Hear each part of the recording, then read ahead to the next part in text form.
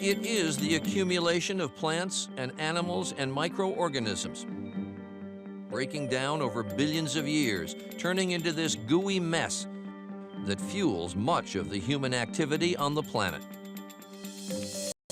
This is how most of us interact with oil, in the form of refined gasoline. Americans consume 400 million gallons of gas every day. 400 million gallons. That's more than $500,000 spent on gas every minute of every day. To get a sense of where the gas comes from, how the price is set, and where the money is going, we went on a gasoline delivery run with a trucker named Wayne Cameron. I deliver gas to about 40 gas stations. His truck is pretty standard, 8,500 gallons. This is the last link in a global supply chain for one of the world's most precious products. Well, if there's any water in this tank, yeah, that'll turn red. Oh, really? Yep, okay. Instantly. Sal Risalvato has run gas stations most of his life, and he's the guy who gets the complaints about the price of a gallon.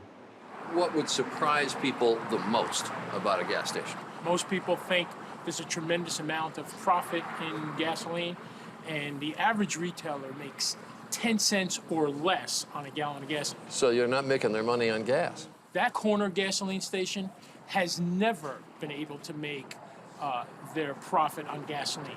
What they are making money on is this. You fill the tank, and then you fill the cup holder. And the station owner makes much more money on a bottle of soda than he can on a gallon of gas. Thank you. Bye. So that's why more and more of these gas stations are going to convenience stores? There's a better profit margin in convenience stores, and there's not much hassle. Intense competition among local gas stations is what keeps profit margins on gasoline low. After all, people will drive miles just to save a couple of pennies a gallon. And that's why the big oil companies have largely gotten out of owning stations. They simply franchise their brands. The oil companies do own the loading rack, where Wayne Cameron fills his truck before heading out to the gas stations.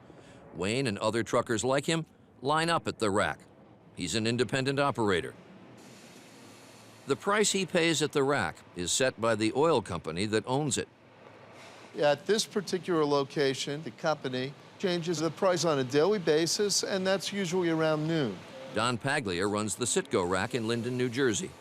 Who comes and buys the gas here? Any gas station, it doesn't really matter. We will sell to anyone. No, wait a minute. People are buying this here to go into Exxon stations, to Conoco stations, to Citgo stations, to Shell stations? Gas is the same no matter where you go. That's right. These trucks are filling up at the Citgo rack, but the gas itself could wind up at any station to be sold under any brand. So what makes Exxon Exxon, and what makes Mobil Mobil, and what makes Shell Shell? It is just gas. It's a product that comes out of the earth. They refine that product. When you walk in, gas is gas. The physical commodity is pretty much the same. So what makes Exxon Exxon, Shell Shell, Mobil Mobil? A lot of advertising dollars. I mean, it's a classic case of spending money on TV to convince the public that there's a difference. You're basically getting the same gas. No gasoline has more cleaning power than Chevron with Techron.